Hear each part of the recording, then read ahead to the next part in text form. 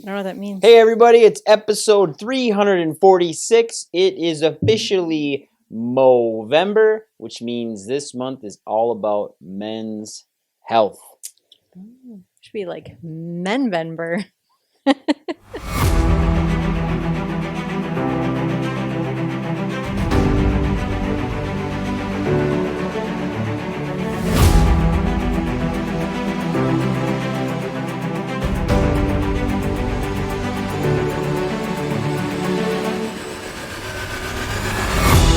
Hey everybody, welcome back to the Prime Podcast. I'm your host, Dr. Skip Wyss, and as always, I have the beautifully awesome Dr. Julie Wyss all spotted out today. You got your It money. is officially Movember. It's Men's Health Month. This is when men don't shave. This is when they grow their goatees or their like trucker stashes, and everybody's kind of made not a mockery of it, but it's kind of Men's Health Month is one of those things that in the past was just kind of a fun thing, but it's starting to become very serious for men to take their healths more serious. And we're going to be doing 4 episodes about men's health. This one today is, I've got stuff actually wrote up for Raining you. men. It's raining men. Lucky you. Which just one's enough. Yep. Just, I don't know. As a woman, you're better friends with men than you are with women. Mm-hmm. Why is that? Less drama. You're damn right it is. There is a subculture with men that when there is drama, we have a tendency to squash it pretty quickly. Mm-hmm. Or men will carry a grudge their entire life and not speak with the other guy. I guess I'm not friends with them. But they don't cause a lot of drama. Mm-hmm. Men we just don't. If you're a dramatic male, you're not a normal male. So most men don't like a ton of drama. But men do like stress. Their bodies are, well, I mean, maybe we'll talk about testosterone, but their bodies are made to better handle that. I mean, hunter-gatherers, Mm-hmm. right? That is a stressful position that's been since the, age of time. Mm-hmm. And bodies, their cortisol, like their bodies are just meant to handle that better. Men are equipped. meant for aggression. Yep, than women are. But they aggression it out through physical contact. They need the hustle, the football, like the physical movement. What do I do when I'm stressed? I do the dishes. I do. Like if you make me mad, I'll clean to put it in your face. Like I'll be like, fine, I'll just start picking stuff up. Huh, good for you. Yeah, like good for you, huh? Maybe I'll just make you mad, and then the house gets clean. That's, do you? What the hell? 20 years together, maybe I figured out one of your secrets. But today I want to talk about the silent struggles of men in actually talking about their health before we start getting into all these other topics of fertility and erectile dysfunction and men's heart issues and all this stuff. We need to talk about social norms of being silent about what's going on with men's health. And the silent struggle that men deal with on a daily basis is, who do I talk to about my health? Who can I talk to about it? Who's not going to judge me? If I do have issues going on, who can I trust? Because I can't usually we can't talk to our wives about it, because most of the time what's going on with men can be rather embarrassing, because men's stuff that we deal with is usually GI, sexual function related, that usually your spouse, significant other, your wife has already noticed but hasn't said anything to you, doesn't know how to bring it up. And it's an embarrassing thing. So a lot of the guys out there have a mentality of, let's tough it out. Let's try to just get through this and bear down and hunker down and eventually it'll just go away. And what happens then is that the whole it'll go away mentality is that it just changes into something else. It has been doing that since their childhood. And we just don't talk about it. When I would say, and the other thing, I mean, we just talked about cortisol, and men are supposed to be these gruff and tough and, just the protectors, right? The hunter-gatherers, and to show any sign of weakness or emotion goes against that. And so that's the societal stigma of you can't show that weakness or you can't ask for help. And that makes it a big struggle. Yeah, to be able to look for not being support. able to show it's showing signs of weakness. And if you show a sign of weakness, that looks like you're going to be taken over by an aggressor. which could be making yourself feel inferior. A lot of men don't want to feel inferior to their spouse, significant other, wife. They don't want to look inferior to their children. They want to have this, I don't want to call He-Man type persona. But the guys that do listen, you're my generation, so it would be He-Man, Thundercats, Lionel, whatever you want to look at. And it's having that impenetrable force and being able to deal with anything. When really the number one thing that men deal with is pain. And they just don't talk about it. They just see it as a sign of normalcy. It's kind of like women with painful PMS. It's just normal, right? Well, it's become normalized, right? Yep. Because it's so often, it's so common that it's like, oh, that's just part of being a man. Yeah, and that's really dangerous because a lot of things that are causing you pain, they're sensors, they're warning lights, they're alerts. Pain is an alert. Pain is funny because pain is a C fiber. So when we look at your body and how it's neurologically laid out, just to get in the weeds, just a hair, there's 3 wires that make you up. There's motor, there's delta and beta motor, and then there's alpha as well, but then there's also C fibers. And C fibers are the slowest transmitting or slowest electrical pulse system in the body. So it can be trumped by motor. Hence the whole thing of if you're in pain, you roll your ankle, you walk it off because the motion will block the pain. But it's also the weakest fiber of the body too, which makes it the most sensitive. And it gets your alert really fast.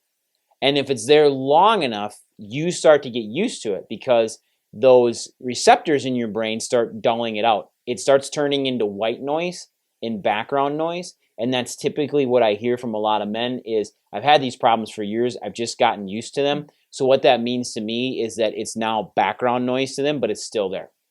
And when I get a guy to actually finally open up about it, he will tell me, it's debilitating. It hurts every freaking day. I can't pick my kids up. I can't be the husband I want to be. I'm usually very short with my wife because I'm always in pain. It hurts to bend over. I don't like putting on my shoes. In fact, the stuff that I used to do in my garage, I can't do anymore. If I'm bent over for more than 30 seconds, I can barely stand up.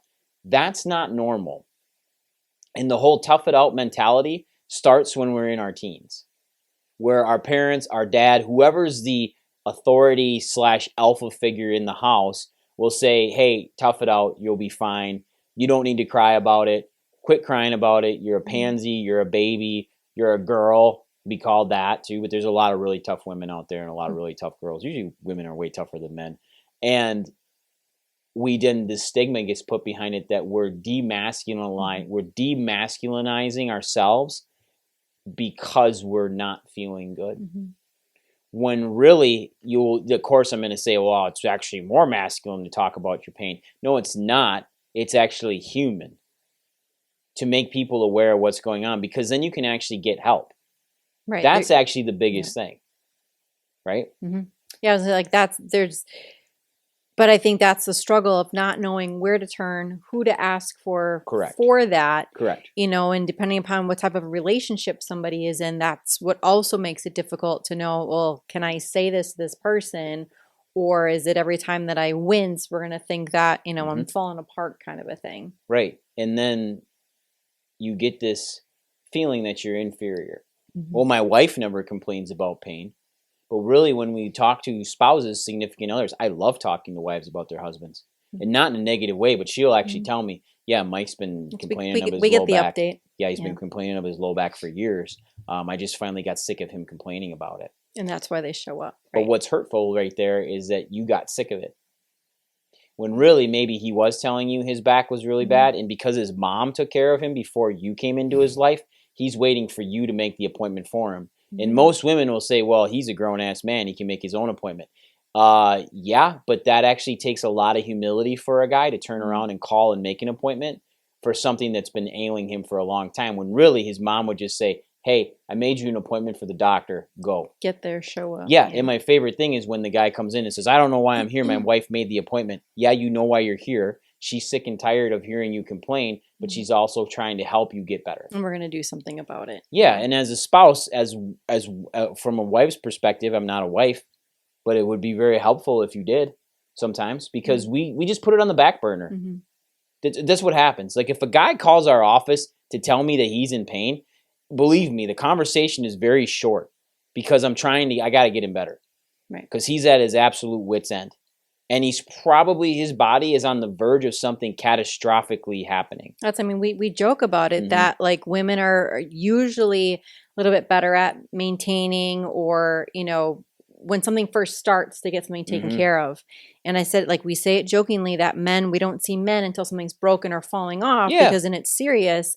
But that's also then we've gone past a point of, okay, now we're like emergency. Like we need to put a whole bunch of things back together. And there's way more cost. Like that's the thing. Any type of emergent care, there's tons of cost. Hell, to see me on an emergency on a weekend is going to cost you $200. Versus if you saw me normally during the week, it's probably going to cost you $75 to $100, depending on what we're doing. Like it's double the cost. If we just kept preventing it, it's so much cheaper and so much better for your body. No different than if you're in construction. If you find something in your house that's completely rusted out, rotted, or broke, that's a complete catastrophic failure. Now you have a full replacement. It's extremely expensive. And then it starts adding up. Right. That's dangerous, because what happens then is that the chronic pain that you have leads to chronic stress. And a chronic stress deregulated nervous system leads to other organ systems shutting down. And that's what the point of this conversation is right now for men, is that when you have a dysregulated nervous system, which means you've been under constant stress, if your body's telling you it's in pain, and hasn't been doing it for just days, but for months, if not years, that's constant stress to your body saying, I'm not working. So your body's working harder to get your damn attention for you to just stop and be proactive about something, which is actually causing you negative health effects because of the increased cortisol in your body and increased stress. I could give so many examples of this, like Go a ahead. car, right? You hammer the engine and you don't maintain it. You don't do the oil change, and pretty soon what's going to happen to the engine, right? The engine goes out. Your construction, if you're constantly putting stressors, on old wood, on old beams, right? What's going to eventually happen? It's going to crack. It's going to falter. It's going to collapse. And yet that is exactly what men do to their bodies every single day, and they think that at some point everything's just gonna go away and disappear. And we can talk about the stats, but like that's why longevity and the risk factors and longevity for men, of how that's decreasing. Yeah. Right. That our kids, like, used to be like, we're gonna outlive our kids. That's starting to flip again. And right. That's the scary struggle. And what you mean by that is that like our kids should be outliving us in longevity wise, and right now our kids actually aren't going to hit the same age we're supposed to hit, which is really sad and scary. My you guys have seen these podcasts. Like my parents both have now are passed away, and 67 and 68 years old. Like if you keep putting stuff off, eventually you know what gets put off? Your body and your health, and you're dead. And you just lived your entire life in pain, feeling like crap, when you could have actually done something proactively about it and lived whatever day it is. You don't have a number or a clock saying when you're going to be around, but wouldn't want you to know if today was your last day, if these were your last moments, you'd want to be happy, healthy, and there for your family, versus invalid on your deathbed feeling like crap and just going to your 9 to 5 thinking you're providing for your family when really you're not. Well, it's like, even if you knew what that number is, right? Maybe it's like 15, 20 years, 30 years down the road. What would you do differently now? Why wouldn't you want to make sure that every day counts and that it's, pain-free? And would you put it off? Would you say, oh, I got 15 years left, I'll deal with this in 10? It's a 15-year bigger problem. And it's the same. So it's the same thing as like when I like how we're on housework, but if you've ever moved, and let's say you've done some updates to get your house for sale, and you do all the updates, and then you're like, damn, this is really nice here. I don't want to move. Like, I really like this. Yeah, but you sold your house. So now you have to start all back over again. So why did you wait? Why didn't you just do the updates 10 years ago when your wife asked you, and then 5 years after that? Like, why didn't you do that stuff so you can enjoy it? You must like packing boxes. You must like packing boxes and feeling like crap and living in somewhere that you don't enjoy. And then you enjoy it for a week and you have to leave. So you're going to get your health together, not knowing your time frame, and then just, next day you're gone. Like, that makes no sense. To be proactive. And my mortality has been a huge deal since my parents passed away. Huge deal. Being 43 and my parents passed away at 67 and 68, that's 24 years from now. I mean, if that's really it, if that's all it's there is a quarter century left, I don't want to feel like shit. I don't want to be gone from my kids. I want every time that I have with you, our kids, the people around me to actually count. And I want people to show up at my funeral. I want people to know that I made a difference and not just be the person that's just there. Well, let's face it, like chronic pain, I mean, that puts you anxiety, depression, you turn into that, like the comment, that crotchety old man, right? Because you constantly push people away because you hurt so much. And really, you need those people to support you, to say like, hey, this is what you need to do. You need to go and, do this so that we can get you feeling better, get you out of pain. Exactly. And this comes back to being a father and leadership in your household. And we need to talk about this, is modeling healthy habits for your family. You're the leader. God made you the leader for a reason, both to lead in Christianity and lead a godly life for your kids and lead your kids to God, but also to be the leader in the fact that everything that happens in your family is modeled after you.